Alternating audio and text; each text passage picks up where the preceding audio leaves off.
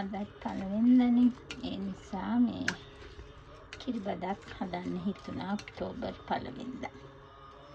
අද පොඩ්ඩක් වැඩ පටන් ගන්න තියෙන්නේ පරක්කු වෙලා. ඒ නිසා බ්‍රන්ච් එකට අද කිරිබත්.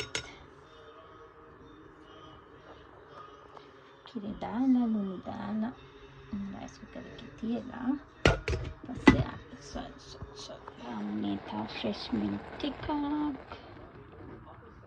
නෙමෙයි හුඟක් දාමු.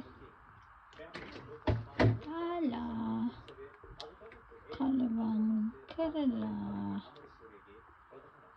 තවකුත් වෙන්න තියමු. Right, look nice. අද කිරිබත් පූජාවට අයින් කරමු නේද?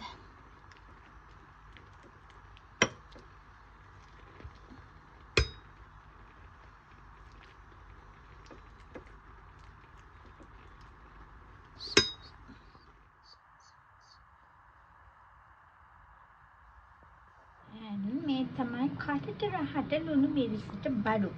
මේ දෙක චුට්ටියට කපලා ගන්න ඕනේ. එතකොට මේ ලුණු මිරිස හදන්න ලේසි. And calmiris, miris and salt. That's it. And a little bit of garlic and powder තියෙනවා නම් එහෙමයි. නැත්නම් garlic cloves දෙකක් විතර and salt. And pepper, black pepper.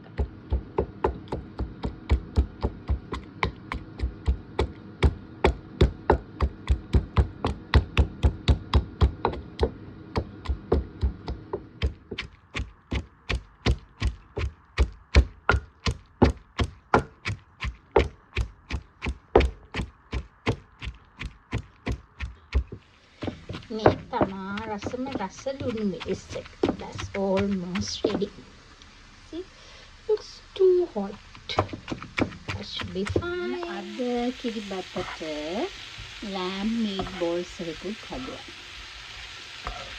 මේක අද breakfast නෙමෙයි අද brunch එක. ඒ නිසා පොඩි මැඩම් කිව්වා meatballs එකකුත් හදමු කියලා. So I made it. Nice, isn't it? Yeah. No, let me